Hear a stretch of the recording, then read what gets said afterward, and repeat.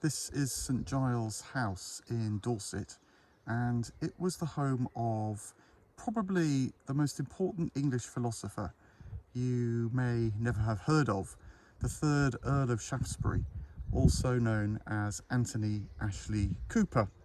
He was one of the best known philosophers in the 18th century, along with his tutor, the British empiricist John Locke.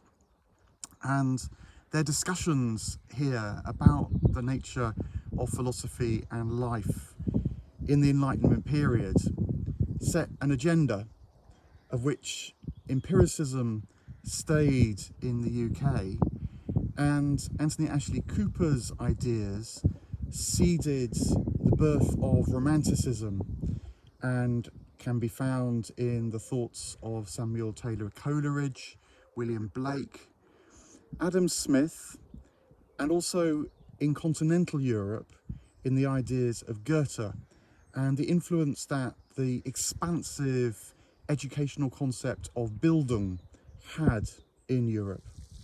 If there were one idea that's central to his thought and that runs like a thread through it, it would be the idea of beauty. Focus on what beautifies life, and life will become beautiful to you, he said.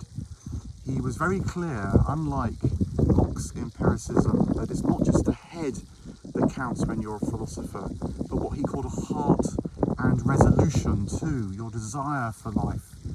And here outside the front of the house is a replica of the statue of, well, it's actually Ant Eros that is in Piccadilly Circus. It's often thought to be the god Eros, but in fact the sculptor Alfred Gilbert put in the figure of Ant Eros as a kind of more steady, mature, compassionate love that can draw us towards what's good, beautiful and true, as opposed to the more capricious, whimsical, stunning, often misleading love of Eros.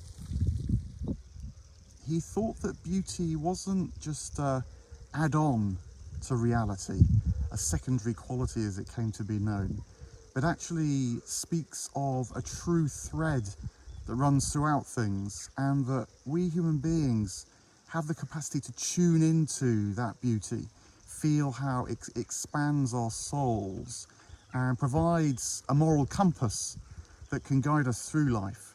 That idea of the moral compass being one of the things that Adam Smith took up in his work on moral theory, and also the idea of an impartial spectator, as if there's a part of us that can stand outside of life and make assessments of life and how it's going, because it's in touch with the divine part of ourselves that draws us towards it through the perception of beauty, what's good and what's true. He realised that beauty was a key concept in the sciences. Mathematicians seek beauty. Physicists seek symmetries as they draw nature together and discern the laws that may be embedded within the soul of nature. And so reckon that that must mean reality itself runs with a thread of beauty, which is why it needs to be treated not just as an optional extra, but something that is perhaps the truest guide to life when we know how to tune into it aright, which of course means discerning it as well as detecting it. We're called, he thought, to be co-creators with nature in order to bring its beauty to the surface, amplify it, and then make it all the more as it leads us through life. Here's a portrait of the man himself, and it's very fascinating because it's this rare depiction of him as a double. There's the figure outside, his public persona with his lord's garb there over his arm, not quite on, as if he's not quite comfortable with that. And then the more reflective man with the book under his sleeve in the interior of his house and in his own interior. And I like to think that this portrait reflects one of his suggestions to us if we want to author our life, if we want to follow these lines of beauty and not just be led by the crowd or by mere logic. He suggested that we consider ourselves doubles, drawing on the ancient tradition of divine doubles, like Socrates and his demon that led him through the guidance of Apollo. Don't worry too much, he thought, about whether you actually believe in the metaphysics of divine doubles. Use it almost as a spiritual exercise to ask yourself from the outside in, who are you? Where are you being led? What's going on in your life? How are you behaving?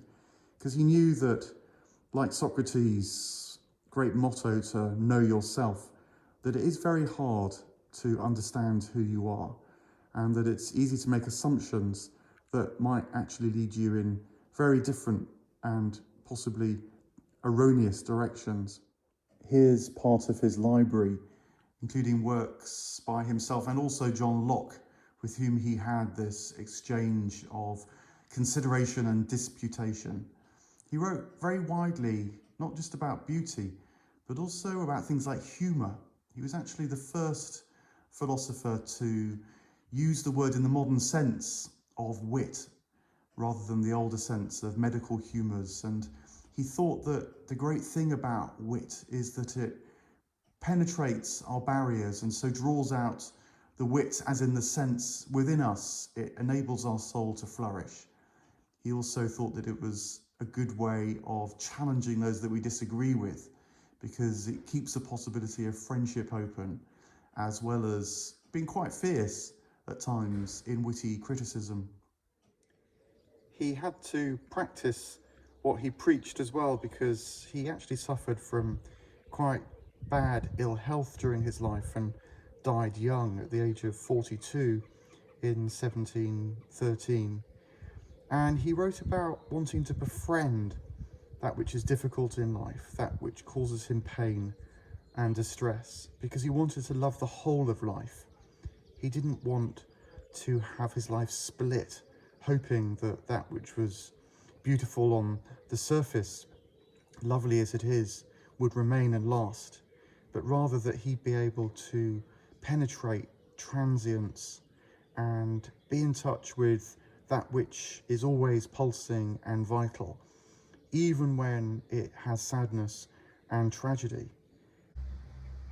But in spite of his fame in the 18th century, his ideas left these islands for the most part and went to Europe, informing people like Goethe and his ideas that science works best when it's a kind of participation with nature, where our souls resonate with the soul of all things and thereby elicit the intuitions and truths that can then be put to the empirical test. But there is this thread in English Romanticism that kept his ideas. William Blake, for example, echoes some of Anthony Ashley Cooper's themes in poems like The Schoolboy, where he talks about how lucky the schoolboy is who has his learning's bower under the trees outside, connecting directly with that which we are learning about in the sky and in the birds, not just studying it abstractly in the schoolroom. And for myself, I think that his ideas are coming around again. We're realizing that the 300 years or so of British empiricism, for all they have brought in terms of the development of science and the rationalization of society, they're not enough. We don't live just by our heads. We need to live by our hearts and our will, our passion too. And so it's very lovely to be here at St Giles House in Dorset, the home of Anthony Ashley Cooper, and to think about what he might bring to our times in the 21st century, and how trusting that which beautifies life for us too.